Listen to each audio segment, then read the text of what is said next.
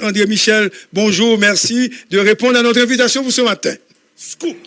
Bonjour Gary, Pierre-Paul Charles, bonjour tous les amis qui ont co-animé l'émission ensemble avec vous. Bonjour peuple haïtien qui attendait en Haïti tant qu'à l'étranger. Michel, avant d'aborder la question de la rencontre avec le Premier ministre, je voudrais vous faire cette question dans l'analyse et la déclaration faite par l'ancien sénateur de Zéni. Monsieur dit clairement, le pays loc a détruit Haïti et il citait non, ou même avec Sylvain Bédard, comme deux nègres qui tapent vendre le pays loc. Est-ce que vous avez une réponse à donner à l'ancien sénateur du sud-est? Bon, le pays loc, c'était un mouvement populaire. Le pays loc, c'était un mouvement populaire qui a plus passé 60% population engagée là-dedans. Dans la période pays loc là, nous fait des mobilisations populaires à nul autre pareil, qui pas jamais fait dans l'histoire de ce pays, à un point tel que Liliane Pierre-Paul de regretter mémoire.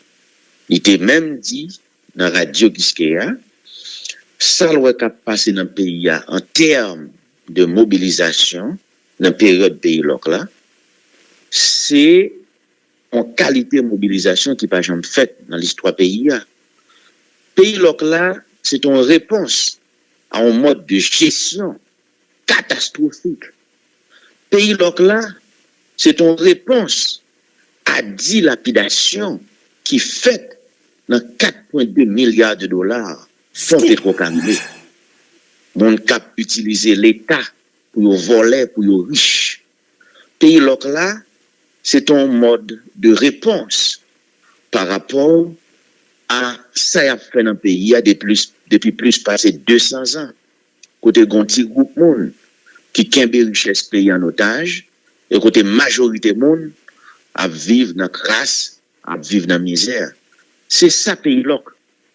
Pays loc doit toujours un impact et ce pays là, tout comme et tout le monde qui fait un peu d'histoire. On est toute bataille politique, toute période de confrontation politique qui a laissé des conséquences. La dynamique de mai 68 en France, il y a des conséquences sur la France. Et les batailles qui ont été menées pour la libération de ce pays, bataille qui fait pour aboutir à 1804, il y a des conséquences. Toute bataille a des conséquences. Alors, l'on a dit ça, c'est discours facile. Moi-même, monde qui crée le pays d'Haïti, pour moi, c'est monde qui sous pouvoir, qui utilise le pouvoir pour enrichir tête. C'est monde qui fait partie de minorité qui prend toute richesse pays. C'est monde qui mette des armes dans les petits monde, qui mette des petits monde dans gang. C'est monde qui prend la route de la facilité, monde qui choisit vendre drogue pour yon cob, au lieu yo aller à l'école. C'est monde ça crase le pays sur le plan spirituel, qui crase le pays sur le plan moral, et c'est monde qui vole tout comme pays qui crase le pays sur le plan économique et social. Et pour moi c'est monde ça qui crase le pays. Discours facile ça yo, pour moi il pas aucune importance. Et me garantis discours ça yo, c'est des monde très légers capoté yo, mais monde qui connaît l'histoire d'Haïti, qui connaît l'histoire de l'humanité, qui a un peu de culture. Il y a des paroles, il n'y a pas jamais dit. Pas jamais dans le monde dire que ces batailles de Saline tap mené, ou peut-être bouler Kaila, comme stratégie nous t'a adopté pour nous chasser blanc français, c'est eux-mêmes qui mettent le pays dans ça. Pas jamais dans le monde de ça. On attend un simple d'esprit dire. Ou pas jamais entendre un intellectuel dire c'est la bataille de mai 68 qui crase la France. Ou pas jamais entendre ça. Ou attend un simple d'esprit dire. Alors là, on y a parlé comme qu'on y a radio, réseaux sociaux, tout le monde qui a parlé dans toute bagaille. C'est la catastrophe, c'est la débandade. Alors je tenais à faire ce point, mais passons à l'essentiel. Bon, en tout cas, on a une rencontre là bien rapide, M. André Michel. Et hier, il y a une délégation encore 21 décembre qui a rencontré le Premier ministre Ariel Henry autour de éventuel remaniement ministériel. Où tu fait partie de délégation ça et qui ça te dit dans la rencontre là? Effectivement, à la demande du cabinet particulier du Premier ministre, Henri, et du Premier ministre Kony, pas Henri, alors, tellement parlé avec Henri régulièrement, et c'est mon ami, et tout le monde connaît ça d'ailleurs.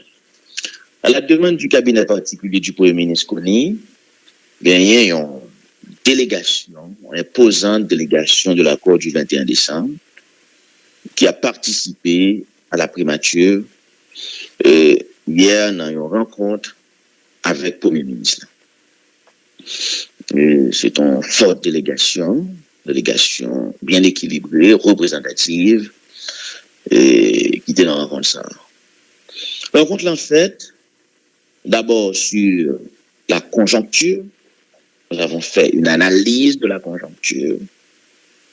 La rencontre en fait, pour nous évaluer de façon bref, d'accord, situation politique là, côté nous y est. Et au cours de cette rencontre, nous avons reproché au Premier ministre son attitude vis-à-vis des parties prenantes. Nous reprochons, monsieur, ça. OK? Nous reprochons ça.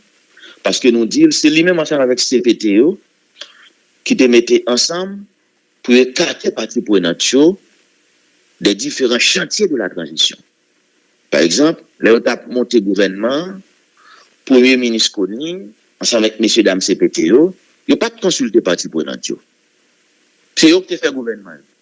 Alors que l'article 8 de l'accord du 3 avril dit très clairement, pour gouvernement fait, c'est le Premier ministre qui choisit Mounio avec le Conseil présidentiel, mais sous base, on liste de compétences que parti politique, que parti prenant signataire à l'accord 3 avril présenté et que d'autres secteurs présentés.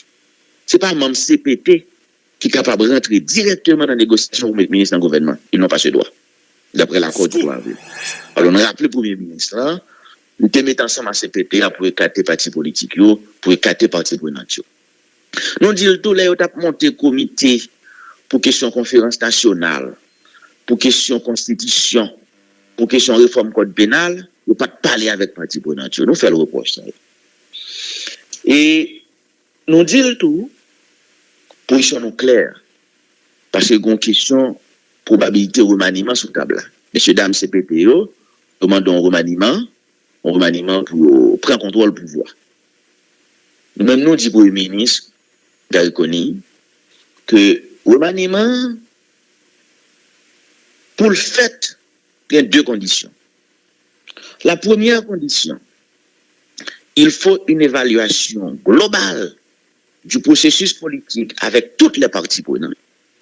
C'est-à-dire, il faut Montana et accord 21 décembre, collectif 30 janvier, Lavalas, Petite Dessalines, secteur privé, secteur religieux et des raids compromis historiques. Il faut que tout groupe ça participe, société civile, dans le processus d'évaluation avant, pour nous côté qui ça nous besoin, est-ce que c'est remaniement nous besoin? C'est la première chose. La deuxième chose, si il y a remaniement, si nous obligés de faire remaniement, si c'est ça qui vous faites, avant même et cette affaire de remaniement, il faut la mise à l'écart des 3 conseillers présidentiels épinglés dans les conclusions du rapport d'enquête de l'ULCC et désormais inculpés au cabinet d'instruction. Alors c'est pour vous dire que pour nous, question remaniement, l'hypoco à l'ordre du jour. Il faut d'abord une évaluation de la situation globale par notamment les partis prenants politiques.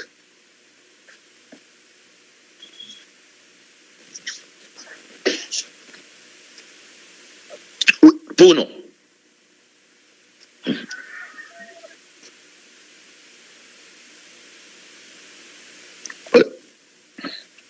Avec pour une prendre décision pour écarter 3 conseillers impliqués, c'est ça. Écoutez, la première chose, la mise à l'écart des 3 conseillers épinglés dans le rapport d'enquête de l'ULCC et désormais inculpés au cabinet d'instruction est conforme à l'esprit et à la lettre du décret du 12 avril 2024. L'article 2 du décret du 12 avril 2024 est clair. Nul ne peut faire partie du conseil présidentiel s'il fait l'objet d'une poursuite pénale. Le DIA, ils sont poursuivis, juge la vidéo, etc. Con instruction qui ouvre, il n'est pas capable d'être dans le conseil là. Ça, c'est le décret du 12 avril 2024, publié par le Premier ministre Ariel Henry et son gouvernement. C'est clair. Et deuxièmement, avait dit qu'il faut que mettons à l'écart. On n'est pas capable de dire ces remaniements pour faire sans pas faire évaluation. C'est évaluation pour faire. Et pour faire l'évaluation, il faut le faire avec toutes les parties prenantes. Le processus, ce n'est pas l'affaire des 9 conseillers présidentiels. Le processus, c'est d'abord l'affaire des parties prenantes et c'est aussi l'affaire de toute la société. Et nous-mêmes, dans le cadre accord 3 avril là, nous avons gagné la décence de dire que, en ce qui concerne la composition du gouvernement, non seulement les parties prenantes signataires de l'accord, et pour liste, mais il faut qu'il y ait l'autre monde dans la société, l'autre secteur dans la société qui va liste. Parce que la transition, c'est l'affaire des parties prenantes et c'est aussi l'affaire de la société civile et des autres partis politiques non signataires de l'accord du 3 avril. Alors pour nous, le remaniement ne peut pas être aujourd'hui à l'ordre du jour et nous l'avons signifié de la manière la plus claire qui soit au Premier ministre. C'est ça lié et je crois tout, capable de dire nous à titre d'information, CARICOM a discuté avec les plus hautes autorités de l'État, ok, et a discuté avec tout le monde. D'ailleurs, CARICOM dit, nos dernières déclarations faites, il y a seulement 48 heures, il dit, il n'y a pas là avec le Premier ministre, il n'y a pas là avec le président CPT, pour qu'on ait racine problème, pour qu'on ait côté pour y aller. Alors, pour le moment, la CARICOM lit maintenant un processus de médiation dans le cadre du conflit opposant et le CPT à la primature, et nous-mêmes, parties prenantes, non engagés dans le processus d'évaluation de la situation. Tout ceci pour vous dire que le remaniement est beaucoup à l'ordre du jour. Mais avant toute bagaille, c'est clair, le processus est menacé, le processus va dans le mur, nous devons redresser la situation, il faut redresser la transition, mais ce redressement passe d'abord et avant tout par la mise à l'écart des 3 conseillers qui représentent une menace pour la crédibilité et la réussite de la transition. Et nous l'avons dit dès le départ, avec ces 3, on ira nulle part.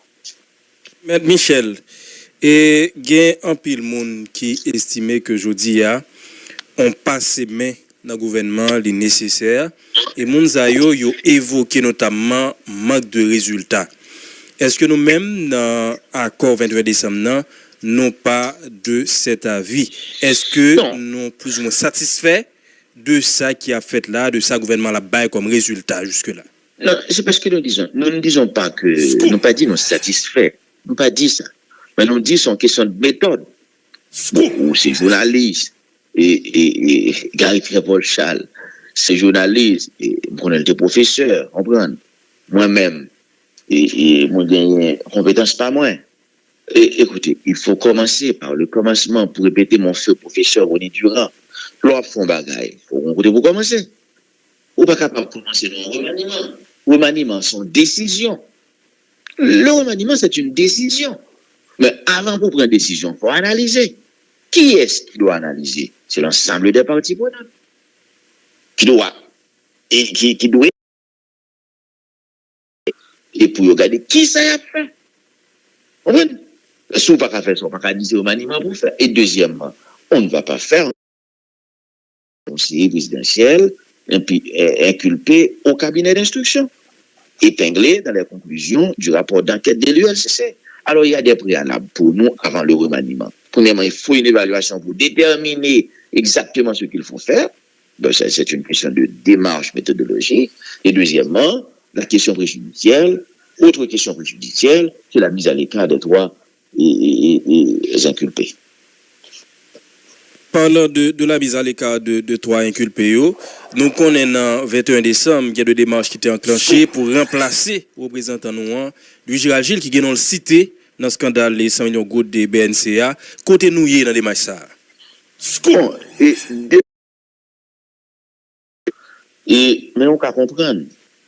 Bon, complexité là-dedans. Le fait que trois conseillers ont toujours en poste, le fait que nous avons un pays, l'Haïti, son pays qui a en pile précarité. Alors, les mêmes conseillers, qui ça a fait dans le secteur, ils ont arrangé pour rendre la plus compliquée. Manipuler, etc., faire manœuvre, etc. Mais c'est un processus qui avance. Le processus n'a pas campé. Mais ce qui est plus important, je dis, c'est que la question de la mise à l'écart des trois conseillers présidentiels, ce n'est pas seulement l'affaire des partis prenants. C'est l'affaire du conseiller présidentiel pour sa crédibilité, pour sa viabilité. Mais c'est aussi l'affaire du Premier ministre et Gary Coney. Ça veut dire, on effort pour le faire. M. pas arrêter faire comme si m'dado, et ça ne veut pas dire rien, il y a trois nègres là, il va d'accord pour faire un maniement avec eux, il va faire tout le bagage, on ne peut pas le faire comme ça. Leslie Voltaire pas faire comme s'il pas ouais, un problème. Parce que Leslie Voltaire avec Bush Lee, il était dans une émission radio le 19 septembre 2024, le rapport ILCC à Potko sorti, Leslie Voltaire dit, si le rapport a sorti défavorable à trois messieurs, CPTA a demandé de démissionner. Le rapport a sorti de octobre. Nous demandons à Leslie Voltaire d'assumer ses responsabilités. Nous demandons aux autres membres du Conseil d'assumer leurs responsabilités. Parce que, quand ça a privé là, trois nègres qui sont dans CPTA, ils sont en situation de faiblesse. Ça veut dire, ils sont vulnérables. Et je dis, c'est l'autre monde qui est dans CPTA qui a utilisé pour faire ça. Depuis, ils ont besoin de monsieur Sien, ça n'a qu'un bénou. Ils sont d'accord. Monsieur, nous voilà là. Ils ne viennent pas autonomes encore, pas autonomie de pensée, autonomie d'action. Il a fait ça, trois l'autre, ça, quatre l'autre moun yo dit yo, et c'est la seule façon pour arrêter dans ces PTA. Ce n'est pas possible. On ne peut pas accepter ça. Que chacun assume ses responsabilités. Sur cela, et au moins démarche qui était en cours pour remplacer le représentant Nouan est très avancé, mais on sent que et ça bloque quelque part. Blocage à côté lié. Est-ce que ça veut dire secteur qui choisit représentant dans CPTA, il n'a pas de capacité, il n'a pas de moyens pour le remplacer? Non, mais attendez, Mabdou. Pas oublier, on est un pays pauvre. Un pays pauvre, oui. Ou à remplacer un nègre qui continue au pouvoir, non, men. Vous pensez le facile? Essayez de faire ce petit calcul. Ou mon nègre qui continue au pouvoir, non, men, qui a quelques petits blocs 100 000 gouttes dans la poche, et pour le remplacer en Haïti. Nos pays précaires, on est facile. Ça veut dire, c'est tout d'accord qu'on fait ensemble. Ça veut dire que faut processus mis à l'écart acté, le ça la facilité processus de remplacement. Automatiquement, processus mis à l'écart acté, au plus haut niveau, la fête, wololo et sans difficulté. Mais tout autant, nègre là en pense, et de Sciences Po, t'es toujours dit, non, la politique est sociologique. Faut regarder dans quelle société on vit. On vit dans un pays précaire, avec deux, trois nègres qui dans CPT, qui a quelques petits blocs 100 000 gouttes dans la poche. On prend un pays difficile, nous n'avons pas à penser dans un pays sans difficulté financière. On prend même pour les choses les plus minables. Alors il faut faire des attentions. André Michel, très compliqué. Qui désigne moun pas à remplacer. Mais donnant n'a pas des mises à l'écart. Qu'on y a qui a mettre à l'écart là. On ne pas comprendre. C'est pas tout le monde veut regarder devant tout. Scoop. Pas une question de pas à remplacer. Remplacer est plus facile. Non, il faut qu'on pas prendre en compte le côté sociologique de la 100% et au-delà déjà. On fait plus 80% au-delà déjà. Mais il y a quelques petites résistances. Mais ce n'est pas grave. Automatiquement, mise à l'écart actée au plus haut niveau, L'homme du plus haut niveau, on samedi, le ça, remplacement. Besoin qu'on ait l'autre au plus haut niveau qui soit dit même, c'est ça le besoin qu'on ait. Oui. Au plus haut niveau, c'est-à-dire que le dossier devant le juge, il faut se péter pour une position, et il faut quelque part, Premier ministre, pour une position, tout. Automatiquement, ça acte dans le niveau, ça reste la fête facile. Mais pas comme ça. Les simples, ça n'est pas simple. Les compliqués, ça n'est pas compliqué. C'est pas oublié dans un pays très précaire. Alors, dans rencontre qui fait hier avec le Premier ministre M. Michel, et qui est-ce qui était dans la délégation le 21 décembre? Il y avait le sénateur Sorel Jacinthe, et Pascal Adrien, Patrick Sully, et Dr. Enol Joseph, ancien ministre de la Défense, et me dit Pascal Adrien déjà, Georges Ni, ça fait combien? Ça fait 6, et Michel, et moi-même, nous étions 7, voilà. 21 décembre, il est censé émietter. Il y a plusieurs branches. Et M. Michel, il y a d'autres voix dans 21 décembre qui dénoncent l'initiative. Ça, qui disent même pas de mandat en quel monde pour aller discuter avec PM. Non. Parole dans ta côte. 21 décembre, il y a n'importe 700 branches là-dedans.